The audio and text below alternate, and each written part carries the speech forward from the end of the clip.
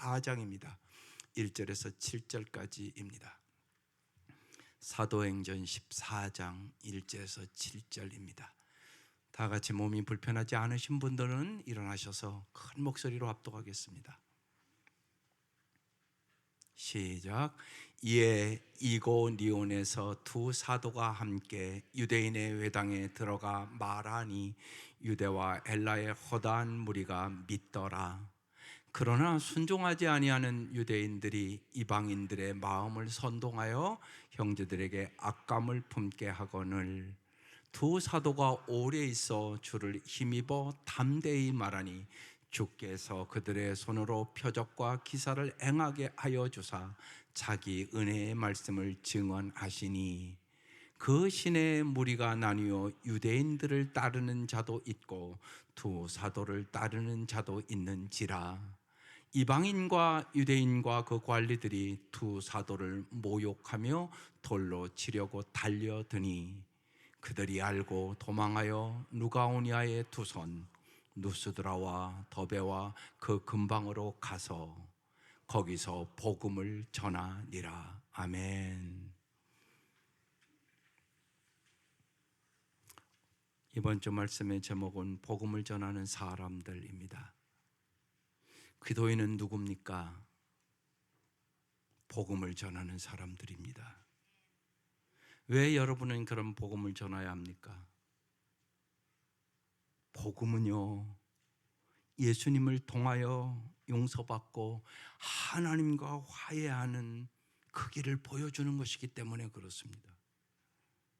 복음은 인간 공동체의 관계를 단단하게 세워주기 때문에 그렇습니다. 복음은 아름다운 것을 기뻐하고 즐기는 마음을 알게 해주시기 때문에 그렇습니다. 복음은 인간의 삶을 진정으로 행복하고 풍요롭게 하고 물질 세계의 청지기가 되게 하기 때문에 그렇습니다. 기도인의 삶이란 다른 모든 사람들에게 신앙을 가지라고 권해서 기독교 공동체를 세울 뿐만이 아니라 정의와 섬김을 실천해서 인간 공동체를 굳건하게 만드는 것입니다.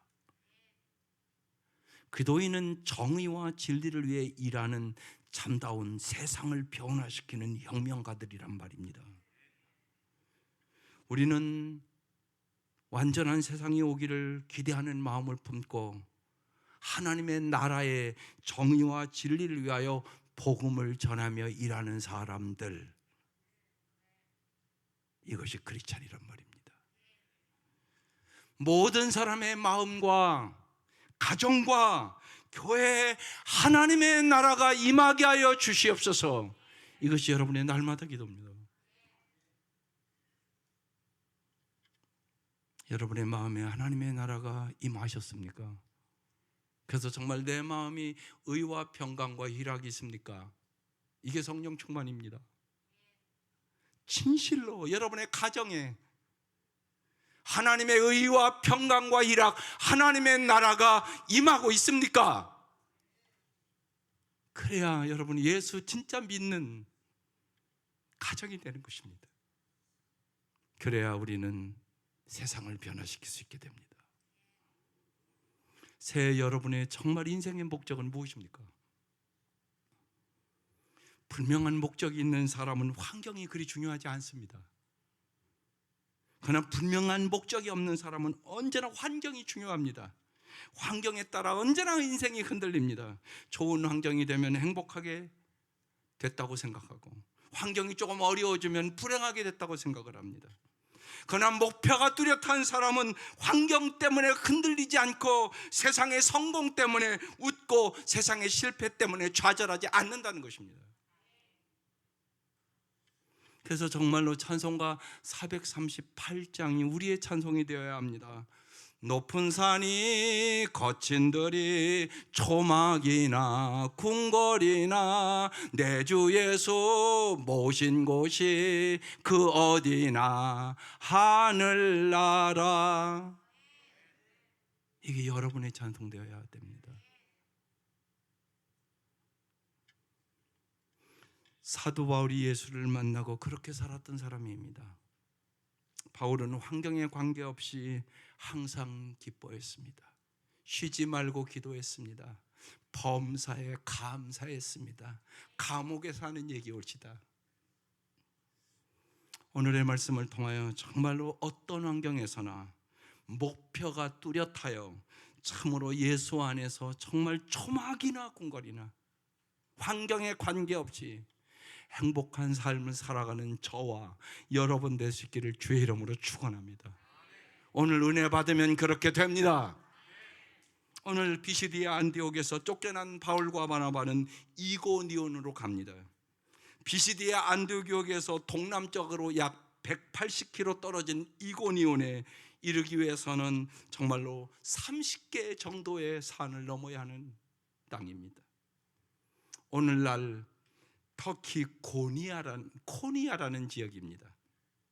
인구 60만이 거주하는 신시가지에도 인구 3만 명의 옛시가지 그 어디에도 2000년 전 그곳을 찾았던 사도 바울의 흔적은 전혀 찾아볼 수 없습니다. 오늘날 이 이고니온 이 땅을 바라보면서 우리에게 주는 메시지는 무엇이라고 생각하십니까? 눈에 보이는 것을 목적으로 삼으면 그 결과는 반드시 폐허와 험으로 끝난다는 것입니다. 고린도후서 4장 18절에 사도 바울은 보이는 것은 잠깐이요 보이지 않는 것은 영원합니다 이렇게 말씀합니다. 그러므로 2000년 전이나 지금이나 그리스도인들이 추구해야 할 것은 보이지 않는 것입니다. 영원한 것은 보이지 않고 보이지 않는 것을 쫓는 사람만 세상의 폐허와 허물을 뛰어넘을 수 있다는 것입니다. 그러면 이고니온을 찾은 이 바울과 바나바는 그곳에서 무엇을 했을까요? 오늘 그것이 본문입니다. 첫 번째, 복음을 전했습니다. 1절입니다. 다시 읽겠습니다. 이에 이고니온에서 두 사도가 함께 유대인 회당에 들어가 말하니 유대와 헬라의 허다한 무리가 믿더라 그랬습니다. 복음을 전했다는 얘기입니다. 복음의 능력이 나타났습니다. 사도행전 1장 8절 말씀을 우리는 사도행전을 시작해서 여러분의 마음에 새겼을 것입니다. 오직 성령이 임하면 권능을 받고 예루살렘과 유대와 사마리아와 땅끝까지로 내 증인이 되리라. 여러분, 새해 승리하려면 성령의 권능으로 사셔야 됩니다. 성령의 권능으로 살지 않으면 나 자신도 못 변화시키고 내 가정도 못 변화시키고 내 삶이 절대 안 변합니다. 반드시 새해에는 성령의 권능을 받아 살 수 있기를 바랍니다. 바울과 바나바는 함께 평소와 같이 회당에 들어가 똑같이 반복해서 성령의 권능으로 복음을 전했다는 것입니다. 그 결과 유대인과 헬라인의 허다한 무리가 믿게 되었다는 것입니다. 이런 결과가 나타나는 것은 하나님의 말씀의 보편성 때문입니다. 하나님의 말씀은 남녀노소 빈부귀천을 막론하고 누구에게나 생명의 말씀으로 역사합니다. 여러분, 예배를 진짜 새해 잘 드리십시다. 하나님의 말씀이 여러분의 가슴 속에 들어가셔야 합니다. 그 말씀을 먹으셔야 합니다. 먹지 않으면 아무런 능력이 없습니다. 여러분, 날마다 밥 먹지 않습니까? 왜 밥 먹습니까? 밥 먹어야 내가 힘이 생기니까. 하나님의 말씀도 똑같습니다. 하나님의 말씀을 먹으셔야 여러분의 삶이 변합니다. 여러분의 가정이 변합니다. 여러분의 자녀가 변합니다. 말씀을 듣기만 해서는 안 됩니다. 먹으셔야 된단 말입니다. 이들이 말씀을 먹었단 말이에요. 그래서 사람들이 예수를 믿게 됐다고 얘기하는 것이에요. 로마서 1장 16절에 그래서 이런 말씀이 있는 겁니다. 나는 복음을 부끄러워하지 않습니다. 이 복음은 유대 사람을 비롯하여 그리스 사람에게 이르기까지 모든 믿는 사람을 구원하는 하나님의 능력입니다. 하나님은 여러분을 불행에서 구원해 주십니다. 고통에서 구원해 주십니다. 세상을 이길 수 있는 능력을 주신단 말입니다. 구원의 능력을 준단 말입니다. 복음에는 이런 능력이 있습니다. 복음을 전했는데 복음에 불순종하는 사람들이 있었다는 것입니다. 그것이 2절입니다. 다시 읽어보겠습니다. 그러나 순종하지 아니하는 유대인들이 이방인들의 마음을 선동하여 형제들에게 악감을 품게 하거늘. 복음을 전해보면 부정적인 반응을 보이는 사람들이 꼭 있습니다. 순종하지 아니하는 유대인들이다, 이렇게 써 있습니다. 원문을 깊이 보면 마음에 불순종하는 영이 가득했다는 뜻입니다. 하나님의 말씀을 거부하고 하나님을 거부하는 사람들의 심령 깊은 곳에는 이미 마귀의 영이, 불순종의 영이, 거역하는 영이 도사리고 있습니다. 마음이 비뚤어져 있는 것입니다. 오늘 이 시간 진실로 새해 마음을 바로 할 수 있기를 바랍니다. 제가 이렇게 간절히 소리를 높여서 설교해도 마음이 삐뚤어진 사람은 이 말씀을 못 받기 때문에 그렇습니다. 그래서 언제나 잊지 마셔야 됩니다. 예배드리러 올 때마다 주님, 내 마음을 좋은 땅이 되게 해 주십시오. 정말 은혜 받게 해 주십시오. 주님, 나 좀 변화시켜 주십시오. 여러분, 이 기도를 하고 오면 반드시 은혜를 받습니다. 그리고 여러분의 삶이 변화될 것이에요. 가정이 변화되고 마음이 변화되고 여러분이 축복의 통로가 될 것입니다. 마음이 비뚤어져 있는 사람은요, 항상 부정적이에요. 그리고 의심과 비판의 눈초리로 모든 것을 보게 됩니다. 그리고 순종하려고 하는 마음은 갖지 않고 빈정되고요, 냉소적인 사람이 됩니다. 마귀가 그렇게 하는 것입니다. 언제나 자기중심적으로 모든 것을 해야 하는 불순종의 영을 가진 사람입니다. 권위에 대항하고 자신을 높이고 주장하고 해보지도 않고 오만하게 말을 함부로 하고 끝까지 고집을 부립니다. 하나님의 말씀 앞에 여러분 고집 부리지 말기를 바랍니다. 하나님의 말씀에는 언제나 아멘, 아멘. 여러분, 그 순종의 새해가 되시기를 바랍니다. 여러분의 자녀들이 그래서 순종의 영을 가지기를 무엇보다도 기도하셔야 됩니다.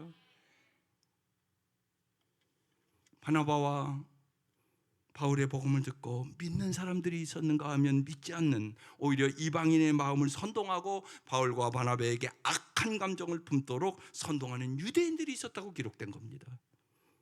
여러분, 복음 앞에서 사람들은 믿음의 사람과 불신의 사람, 진리의 사람과 비진리의 사람이 확연하게 구별됩니다. 여기서 우리는 두 가지 사실을 깊이 깨닫습니다. 하나는 복음의 심판성입니다. 복음의 심판은 인간의 이성과 판단을 초월합니다. 평소 진리의 사람 같아도요, 복음을 완전히 거부하는 사람들이 있습니다. 또한 진리와는 전혀 무관해 보이는 강도구, 창녀구, 살인자가 복음을 영접하고 믿을 수 있는 역사가 일어납니다. 여러분, 요새 여호수아서 보면서 누굽니까? 기생라합. 기생라합, 그 가정만 구원했습니다. 여러분, 기생라합이 그런 마음을 가질 거라고 누가 생각했겠습니까? 이게 하나님의 놀라운 심판성에 대한 얘기입니다. 오늘 우리는 복음을 거부하는 불신의 자리가 아니라 복음을 영접하고 믿는 이 자리에 주님이 불러주신 것입니다. 자신의 노력이나 의지의 결과가 아닙니다. 오직 하나님의 은혜입니다. 하나님이 오늘도 여러분을 불러서 기회를 주는 것이에요. 여러분의 형편과 사정을 다 아십니다. 여러분의 마음이 어떻게 병들었는지, 여러분의 가정이 정말 행복한 가정인지 불행한 가정인지 여러분 주님 정확하게 아십니다. 여러분 정말로 예수 믿기 때문에 여러분 가정 행복합니까? 아니라면 지금 여러분 깊이 오늘 말씀 잘 들으셔야 합니다. 아주 중요합니다. 구원에 관한 한 오직 우리는 그래서 하나님께만 모든 감사와 찬양과 영광을 돌려야 하는 것입니다. 분명한 것은 여러분이 정말로 예수를 구세주로 진짜 믿으면 여러분의 심령과 가정과 여러분의 삶이 아름답게 변화됩니다. 오직 새 하나님의 지혜를 붙들 수 있기를 바랍니다. 그래서 이번 주 주보 4가지를 꼭 붙들으라고 제가 주보 앞면에 놨습니다. 그래야 여러분 새해 승리하셨기 때문에 그렇습니다. 지혜가 부족하거든 날마다 하나님의 지혜를 구하시기를 바랍니다. 여러분의 자녀를 위하여 하나님의 지혜를 구하는 부모들이 되시기를 바랍니다.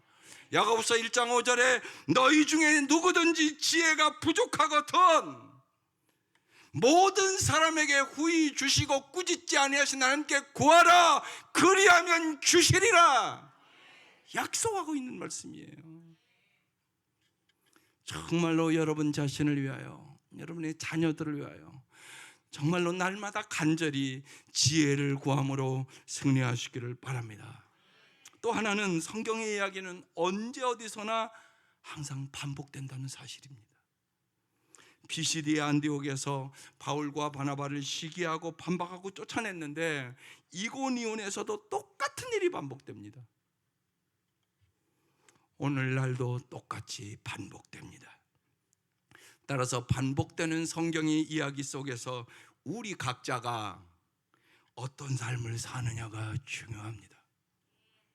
여러분은 정말로 오늘 이 시간 이후 어떤 삶을 살기를 원합니다.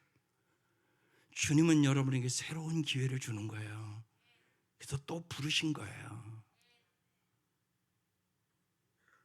2000년 전 자신들의 이익을 위하여 진리를 짓밟고 사람을 선동하는 악행과 선동당하는 무지를 일삼던 사람들의 온갖 모함과 박해와 살해와 위협 속에서도 오직 하나님의 말씀을 쫓는 바울을 통하여 하나님께서는 그 시대의 역사를 새롭게 하셨단 말입니다. 우리들 역시 그 어떤 도전과 시련 속에서도 하나님의 말씀을 우리의 삶의 목적으로 삼는 한 이 시대를 새롭게 하시는 하나님의 역사는 먼저 여러분의 심령 속에, 여러분의 가정 속에, 우리의 교회 속에, 이 세상에 반드시 일어난다는 것입니다. 그래서 하나님의 말씀을 붙잡고 사셔야 되는 것입니다. 바울이 메시지를 전할 때마다 핍박과 고통과 오해가 항상 있었습니다. 그러나 분명한 목적이 있는 바울은 환경이 그렇게 중요하지 않았습니다. 사울에게는 자기의 명예와 자기의 건강과 자기의 인생이 박탈당하고 죽음이 온다 할지라도 전해야 될 메시지가 있었단 말입니다. 그 메시지는 오직 예수였습니다. 사울은 이 메시지를 위하여 자기의 인생 전체를 바꾼 사람입니다. 오직 예수만이 구원자이기 때문에 그렇습니다. 오직 예수만이 죄 문제를 해결해 줄 수 있기 때문에 그렇습니다. 오직 예수만이 사망 권세를 이기시기 때문입니다. 정말로 여러분의 가정을 아름답게 하시는 분 오직 예수임을 믿으셔야 합니다. 여러분의 힘으로 안 된단 말입니다. 그래서 고린도전서 2장 2절에 바울은 이렇게 고백합니다. 같이 읽겠습니다. 나는 여러분 가운데서 예수 그리스도 그 십자가에 달리신 그분 밖에는 아무것도 알지 않기로 작정하였습니다. 이 작정이 여러분에게도 정말로 있기를 바랍니다. 사랑하는 성도 여러분, 당신은 무엇을 위하여 죽을 수 있겠습니까? 바울처럼 예수 그리스도를 위하여 죽을 수 있겠습니까? 우리는 예수님은 생각하지 않고 자기의 안녕이나 자기의 입장이나 자기의 성공이나 자기의 미래를 더 생각하며 얼마든지 살 수 있습니다. 이제 남은 인생을 여러분 무엇을 위하여 사는 것이 가장 영원하고 정말 자자손손이 복이라고 여러분은 진짜 생각하십니까? 사도 바울은 로마서 14장 8절에 우리에게 이렇게 증언하는 것입니다.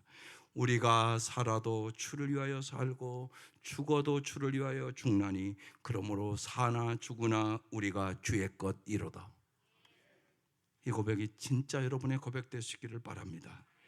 오직 하나님의 이 말씀을 붙들고 살아가 보시기를 바랍니다. 여러분의 인생의 모든 문제를 주님이 해결해 주실 것입니다. 세 번째, 오늘 이 불순종하는 자들에 대하여 사도들의 태도를 꼭 배우셔야 합니다. 여러분 주위에 분명히 복음을 전해도 불순종하는 자들을 반드시 만납니다. 그것이 가족일 수도 있습니다. 내 남편일 수도 있습니다. 솔직히 이 자리에 와 앉아 있지만 예수를 진짜 안 믿는 사람도 있을지 모릅니다. 그 얘기는 뭐냐? 예수가 주인이 아닙니다. 교회에 와 앉아 있는데 내가 그리스도인이라고 생각은 하는데 그의 삶에 예수가 주인이 아닙니다. 이 사람은 착각하고 있는 사람입니다. 예수를 주인으로 모시지 않은 사람은 그리스도인이 아니올시다. 예수가 주인이지 않은 사람은 삶이 전혀 안 변합니다. 교회 다녀도 그냥 교회 다니는 것입니다. 종교 생활하는 것입니다. 그런 분이 한 분도 없기를 날마다 기도합니다. 정말입니다. 정말입니다. 예수가 당신의 주인이셔야 됩니다. 그래야 크리스찬의 삶을 사는 것입니다. 그렇지 않으면 종교 생활만 교회 다니며 열심히 합니다. 그건 여러분 가족이 합니다. 사랑하는 아내 여러분, 남편이 진짜 예수 믿는 것 같습니까?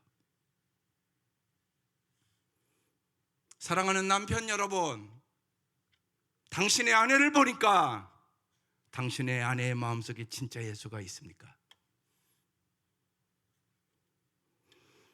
그래서 이 3절 말씀이 중요한 말씀이란 말입니다. 다시 한번 보십시다. 두 사도가 오래 있어 주를 힘입어 담대히 말하니 주께서 그들의 손으로 표적과 기사를 행하게 하여 주사 자기 은혜의 말씀을 증언했다고. 여기 세 가지를 믿지 않는 자들에게 어떻게 해야 될 것인가를 보여주는 것입니다. 혹시나 여러분 중에 여러분이 이렇게 볼 때 내 남편이나 아내나 내 자녀들의 마음속에 예수가 주인이 아니구나, 그러면 잘 들으셔야 합니다. 진짜 믿게 하셔야 합니다. 진짜 예수를 믿으셔야 한단 말입니다. 가짜로 믿는 거 말고요. 어떻게 해야 된다고요? 첫 번째, 오래 있었다고 그랬습니다. 반항하는 사람들을 피하거나 떠나지 않고 오래 참았다는 의미입니다. 고린도전서 13장 4절에 고린도서 13장이 무슨 장입니까? 사랑장입니다. 첫 번째 정의입니다. 사랑은 오래 참습니다. 사랑은 인내하는 것입니다.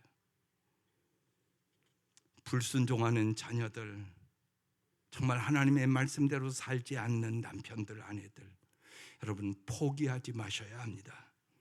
기다려 주어야 합니다. 기다리며 기도하면 변합니다. 포기하면 그 사람은 더 나빠집니다. 여러분 다 기도할 것입니다. 근데 오늘 이 시간 잘 깨달으세요. 기도하면 여러분 상황이 다 바뀌던가요? 여러분 다 기도해 보셨잖아요. 기도하니까 여러분이 원하는 상황대로 다 바뀌더냐고요. 저는 전혀 안 바뀌던데요. 그렇게 기도해도 하나님 데려가시기도 하던데요. 여기서 여러분 잘 아셔야 됩니다. 기도를 하면요, 상황을 바꿔 주시기도 하시고요, 그 상황을 이길 수 있는 사람으로 나를 변화시켜 주십니다. 이 응답이 훨씬 많습니다. 여러분, 기도 응답은 당신을 변화시키는 것입니다. 어떠한 역경과 고난과 아픔도 이길 수 있는 능력의 사람으로 나를 변화시켜 주시는 거예요. 여러분 생각해 보세요. 여러분의 자녀들이 막 환경에 따라 언제나 왔다 갔다 하고, 환경에 따라 행복과 불행을 얘기하고, 조금만 어려우면 엄살 떨고, 그러면 여러분 자녀를 그렇게 기르고 싶은 사람이 여기 있습니까? 여러분도 그렇게 하지 않지 않습니까? 우리의 자녀들이 어떤 환경에서나 넉넉히 이길 수 있는 강한 사람이 되기를 우리는 원합니다. 하나님도 우리를 그렇게 기르시기를 원하시는 것이에요. 그래서 정말 어떠한 환경에서나 항상 기뻐하는 사람으로, 어떠한 환경에서나 하나님과 친밀한 관계를 가지고 기도하는 사람으로, 범사에 감사할 수 있는 사람으로 우리를 하나님은 변화시켜 주시는 것이에요. 그게 기도 응답의 핵심입니다. 근데 자꾸 우리는 뭐만 변화시켜 달라고 기도합니까? 상황을 변화시켜 달라고. 그리고 기도 응답을 안 받았대. 그러니까 우리가 오늘 찬양을 했지만 가장 좋으신 하나님이 아니라는 거예요. 아니요. 하나님은 가장 좋으신 하나님이십니다. 당신이 잘못 생각하고 있는 거예요, 하나님을. 그래서 하나님을 깊이 아는 이 한 달이 되라고 얘기하는 것입니다. 하나님을 깊이 알지 못하면 기도하고도 응답을 못 받았다고 불평하고 원망하고, 더 심하면 어려운 일 만나면 하나님 안 계신가 봐, 그러고 믿음을 다 털어먹습니다. 그게 우리의 현실이란 말입니다. 그래서 오늘 말씀이 귀한 것입니다. 이들은 오래 사랑으로 인내하며 참았습니다. 두 번째, 주를 힘입어 담대히 말했습니다. 담대한 믿음을 가지고 그 사람이 아니라 그 사람 속에 있는 악한 영, 불순종의 영, 거역하는 영들과 대결했다는 의미입니다. 야고보서 4장 7절에 써 있습니다. 그런즉 너희는 하나님께 복종할지어다. 마귀를 대적하라. 그리하면 너희를 피하리라. 하나님의 전신갑주를 입고 여러분 마귀와의 싸움에서 승리해야 됩니다. 꼭 잊지 마세요. 사람과의 싸움이 아니올시다. 근데 이걸 모르는 수많은 성도들은 사람끼리 싸우는 거예요. 부부가 마음이 안 맞는다고 계속 싸워요. 이제 그만 싸우세요. 10년 20년 싸웠으면 이제 알아야지. 싸우니까 변하지요. 해봤잖아요 다. 올바른 얘기 막 해주니까 막 할렐루야 막 그러면서 막 그렇게 할게 여보 막 그래요? 그렇게 하던가요? 안 하잖아요 여러분. 그러니까 이걸 아셔야 돼요. 사람과의 싸움이 아니에요. 악한 영들과의 싸움이에요. 에베소서 6장 12절에 써놨어요. 우리의 싸움은 인간을 적대로 상대하는 것이 아니라 통치자와 권세들과 이 어두운 세력의 지배자들과 하늘에 있는 악한 영들과 싸움이니라. 그래서 기도하는 거예요.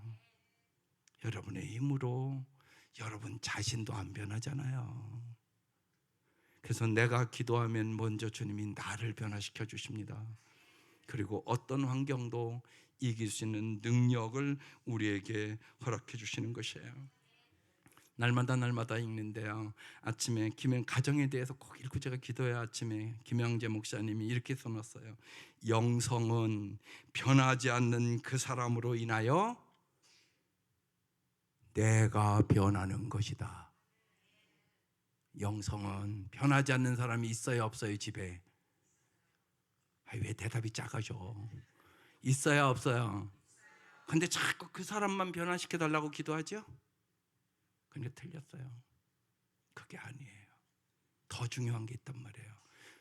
영성은 변하지 않는 그 사람으로 인하여 누가 변하는 거라고요? 내가 변하는 것이다. 내가 변하면 그거 이겨나갈 수가 있어요. 그 사람이 어떡하든. 그런데 여러분 보세요. 그 사람에 따라서 내 행복과 불행이 결정되면 어떻게 행복하게 살아요? 여러분 생각해 보세요. 예, 내 마음에 꼭 들도록 내 아내와 남편이 변화될 것이라고 믿으세요? 믿는 사람 있으면 일어나 보세요. 안 믿잖아요 여러분요. 그렇게 되는 게 아니세요. 주님 안에서 항상 기뻐하는 사람으로 변화돼요. 정말 주님 앞에 모든 것을 맡기고 믿음으로, 믿음은 바라는 것들의 실상이니까 기도하세요. 그리고 범사에 감사하는 사람으로 당신이 변화돼 보세요. 그때부터 주님은 역사해 주세요. 그리고 당신의 남편을, 당신의 자녀를 하나님이 변화시켰네, 이 간증이 꼭 있을 것이에요. 이 은혜가 함께 하시기를 주의 이름으로 축원합니다. 세 번째로는요, 기적과 표적을 동반한 은혜의 말씀을 증거했다고 기록되어 있어요. 은혜의 말씀, 사랑과 용서의 말씀을 증거했단 말이에요. 예수님께서 사랑하는 제자들을 마지막 한 것이요, 발을 씻겨주세요. 가룟 유다의 발도 씻겼을까요? 안 씻겼을까요? 씻겨주셨어요. 그러니까 여러분, 발을 씻겨주는 것이 기적이에요. 여러분, 미워하는 남편의 발을 씻겨줘 보세요. 오늘 가서 해보세요. 진짜. 여보, 오늘 내가 교회 갔더니 당신의 발을 목사님이 씻겨주라고 그러더라고. 그러고 정말 기도하며 내가 한번 씻겨줘 볼게. 목사님 말씀에 순종해서 해보세요. 그러면 다음 주 간증이 있을까요, 없을까요? 아멘도 없어. 분명히 있어요. 여기 있는 분들 중에 남편이 아주 비고 못마땅한 사람 있을까요, 없을까요? 이것도 작아졌어. 분명히 제가 안 봐도요, 있어요. 하나님이 가르쳐 주세요, 저한테. 그래서 속상해서 울어요. 하나님, 내가 이 교회에서 30몇 년을 목회했는데 아직도 안 변한 사람이 있습니다. 하나님 좀 도와주세요. 그러고 울어요. 제가 눈물이 나요. 여러분이 얘기하지 않아도 알아요. 얼굴만 봐도 알아요. 여러분이 행복한지 불행한지 여러분 얼굴에 다 써 있어요. 불행. 웃지도 않잖아요. 써 있다고요, 여러분. 써 있다고 여러분 얼굴에. 여러분만 몰라. 하나님은 다 알고 계셔. 여러분 자신도 알아. 그러니까 이 아침 은혜 받으세요. 은혜 받아야 편해요. 은혜 받아야 아름다운 삶이 돼요. 하나님 기적과 표사를 이루세요. 바울과 바나바는요, 배척과 선동과 악행에도 불구하고 이고니온에서요 오랫동안 머물면서 주를 힘입어 담대히 복음을 전했고, 주님께서는 표적과 기사로 주님이 그들과 함께 하심을 친히 보여주셨다고요. 오늘도 표적과 기사가 나타난다고요. 사도 바울이 온갖 박해와 시련과 고난 속에서도 일평생 주님의 증인으로 살 수 있었던 것은요, 언제나 주님이 함께 계심을 주님이 보여주셨기 때문에 그런 것이에요. 그래서 탁오로의 기도를 제가 해요. 슬프고 괴롭고 핍박받는 삶 속에서도 주님이 제 손을 놓고 있지 않으심을 언제나 제가 믿게 하여 주시옵소서. 오늘날도요, 언제나 주님이 자신과 함께 하심을 경험하는 가장 확실한 방법은 여러분이 주님의 증인으로 살아가는 것이에요. 주님의 말씀대로 순종하여 자신을 던져보는 사람은 늘 주님이 함께 계심을 경험하게 되는 거예요. 그것이 마태복음 28장의 말씀인 거예요. 그러므로 너희는 가서 모든 민족을 제자로 삼아 아버지와 아들과 성령의 이름으로 세례를 베풀고 내가 너에게 분부한 모든 것을 가르쳐 지키게 하라. 볼지어다 내가 세상 끝날까지 다 같이 너희와 항상 함께 있으리라. 이 말씀을 믿으세요. 어려울 때, 수술하러 들어갈 때 아무도 함께 못해요. 주님만이 함께 해주세요. 두려움을 사라지게 해요. 염려를 사라지게 해요. 주님이 정말 세상에서 얻을 수 없는 평강을 주신다고요. 이게 주님이 함께 하신다는 증거란 말이에요. 네 번째로, 참된 복음은 반드시 사람을요 변화시켜요. 반드시 사람을 변화시키는 놀라운 역사가 있어요. 4절 보세요. 그 시내의 무리가 나뉘어 유대인을 따르는 자도 있고 두 사도를 따르는 자도 있다고 그랬어요. 참된 복음을 전하면 두 그룹이 생겨요. 복음을 전했는데요 아무런 반응이 없다. 그럼 그건 가짜예요. 그럴 수는 없어요. 참된 복음은 반드시 사람을 변화시킵니다. 여러분, 빛이 오면 어둠은 반드시 사라진다. 그건 분명한 거잖아요. 복음이 오면 사탄의 세력들이 드러나게 되는 것이에요. 그래서 고린도서 5장 17절 말이 여러분이 잘 아는 말씀이에요. 시작. 그런즉 누구든지 그도 안에 있으면 새로운 피조물이라 이전 것은 지나갔으니 보라 새 것이 되었도다. 반드시 새 사람 된다고 얘기하는 거예요. 그래서 제가 간절히 얘기하는 거예요. 정말로 예수님이 삶의 주인이 되셔야 돼요. 이런 분이 있을까요? 주인 됐다, 내가 주인 됐다가 예수님이 주인 됐다, 내가 주인 됐다. 그런 분들이 여기 많을 거예요. 오늘부터는요 언제나 주님이 나의 주인임을 인정하세요. 화가 날 때, 마음에 맞지 않는 일들이 생길 때, 염려와 근심이 생길 때, 남편이 미워질 때, 아내가 미워질 때, 그때 누가 주인이어야 된다고요? 예수가 주인이어야 돼요. 그래야 사랑과 일학과 화평과 인내와 자비와 양성과 충성과 온유의 절제의 열매가 맺힘을 경험하게 되는 것이에요. 주님 진짜 살아계시네. 주님 역사하시네. 주님이 우리 가정을 변화시키네. 이 간증할 수 있는 거예요. 반드시 그런 거예요. 정말로 부탁할게요. 날마다 혹시나 우리 가정이 왜 이렇게 힘들고 어렵냐, 우리가 왜 이렇게 관계가 어렵냐, 그런 분들은 꼭 예수를 주인으로 영접하시기를 주의 이름으로 축원합니다. 그 역사가 반드시 있어야 돼요. 그래 여러분이 새로운 피조물이 될 수 있기 때문에 그런 것입니다. 마태복음 10장 34절에 이런 말씀이 있어요. 내가 세상에 화평을 주러 온 줄로 생각하지 말라. 화평이 아니요 검을 주러 왔노라. 여러분 이 말씀 깨달아지세요? 저는 이 말씀이 처음 예수 믿을 때 도대체 이해가 안 됐어요. 아니 하늘에는 영광, 땅에는 평화, 성탄절마다 했는데 평화를 주러 왔지 무슨 검을 주러 왔냐. 여러분은 이해가 되세요? 이 말씀의 의미는요, 참된 복음은 사탄의 잘못된 생각을 깨트리고요, 내 생각, 내 방법, 내 경험대로 하던 일을 깨트리고요, 하나님의 말씀대로 하라 하시기 때문에 갈등이 생기고요, 칼로 잘라내듯 세상의 가치관을 잘라내야 하는 것이에요.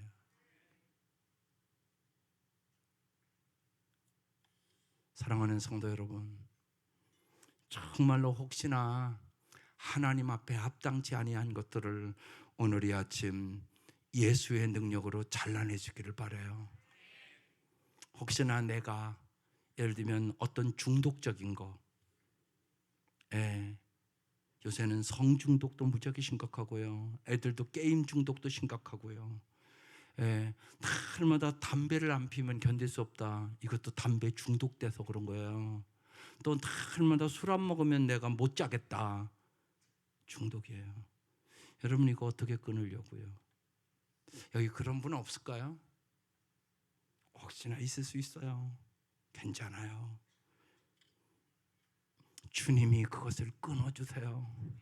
여러분 끊어줘야 잘 살 수 있어요. 그건 못 끊으면 폐인데요. 그거 수없이 봐요. 제가 날마다 술 먹으면 못 자는 사람은 알코올 중독자 돼요. 그래서요 여러분 정직하고 진실하세요. 주님 앞에 안 되면 여러분 힘으로 안 되니까 이 앞에 나오시라고, 나와서 써요. 정직하게 가면 쓰지 말고. 신앙생활은 그렇게 하는 게 아니세요. 그리고 함께 기도하자고요. 아멘을 하셔야지 나가죠. 정말이라고요. 이건 도저히 내 힘으로 노력을 해보는데 안 된다. 그러면 함께 기도해 보자고요. 성령이 어떻게 역사하는지, 하나님이 어떻게 도와주는지. 여러분 그 하나님 모시기에 잘못된 것을 끊지 않으면 새로운 삶은 없어요. 작심 삼일인 분도 있죠. 그래서 수요 예배 있다니까요. 수요에 와서 말씀을 들으세요. 그래야 고칠 수 있어요. 말씀 듣고 성령 충만함 받으세요. 그리고 또 3일 이겨내 보는 거예요. 또 그럼 어느 날 와요? 주일 와요. 주일 오면 또 성령 충만함 받는 거예요. 그리고 또 3일 이기는 거예요. 인간 똑같아요. 우리 작심삼일이에요. 아니래요? 우리 작심삼일이에요. 우리 나쁜 습관 하나 못 고쳐요. 그런데요 정말 주님을 사모하면 주님이 고쳐주세요. 그래서 정말 하나님이 합당치 아니한 것들을 새해는 다 잘라버리고 주님이 주는 풍성한 삶을 경험하는 사랑하는 성도들 되시기를 주의 이름으로 축원합니다. 5절에 이방인과 유대인과 그 관리들이 두 사도를 모욕하여 돌로 치려고 달려들었어요.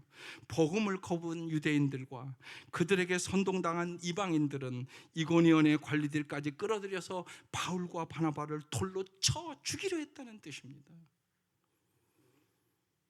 이제 마지막으로 하나님의 놀라운 섭리를 하나님은 우리에게 보여주셔요. 6절 7절 그들이 알고 도망하여 어디로 갈까요?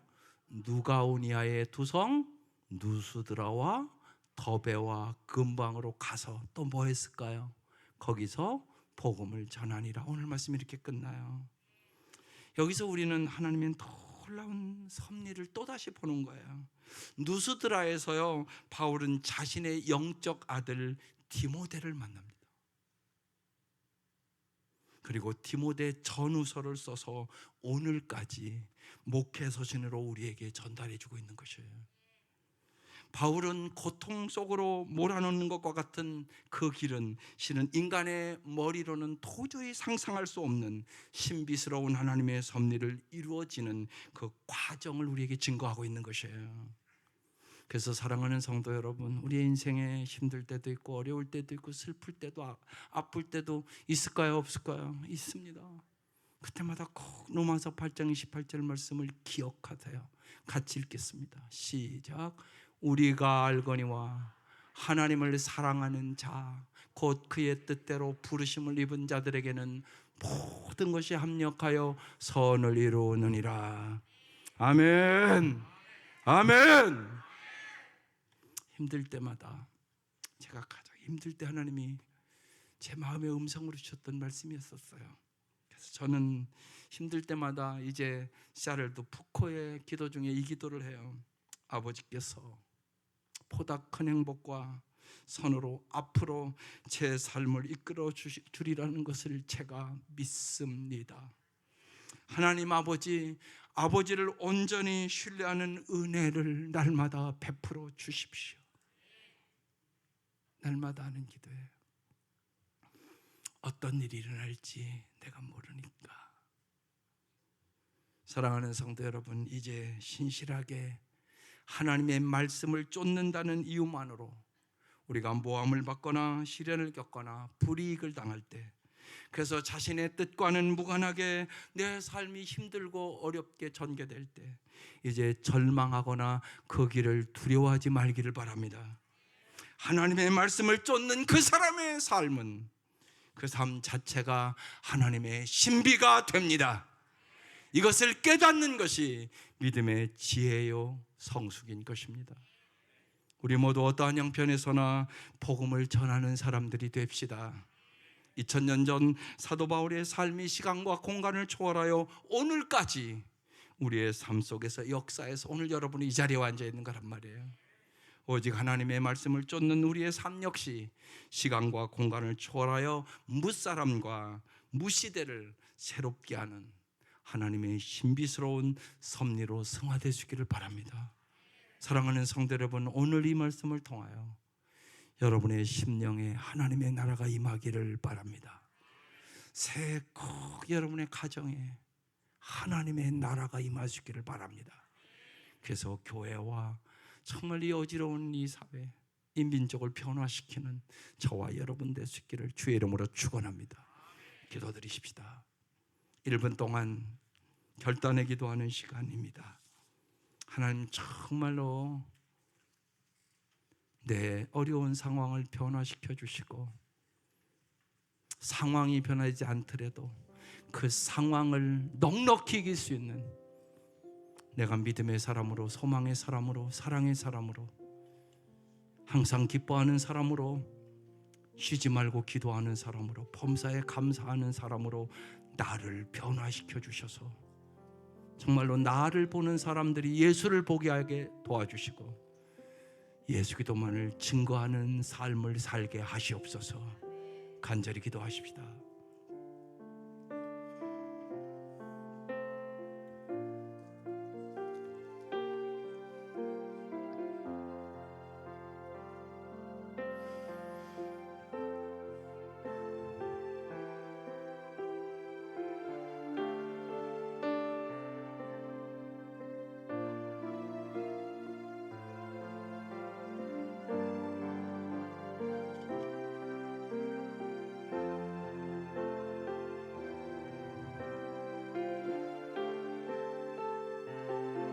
하나님 아버지, 새해는 밝았으나 정치적으로나 경제적으로나 여러 가지 우리의 형편이 참으로 어려운 형편에 있습니다. 어떤 형편에서나 예수님으로 말미암아 세상을 넉넉히 이기시는 힘을 공급하여 주시옵소서. 복음의 능력을 경험케 하여 주시옵소서. 예수님만이 우리의 심령도, 우리의 가정도, 우리의 교회도, 이 민족도 변화시켜 주실 수 있음을 믿습니다. 주님, 우리의 믿음으로 간절히 간구하는 기도에 응답하여 주시고 어떤 형편에서나 복음을 전하는 자로 살게 하여 주옵소서.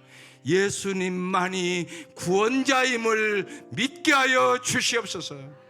예수님의 이름으로 기도드립니다. 아멘. 오늘도 주의 말씀을 듣지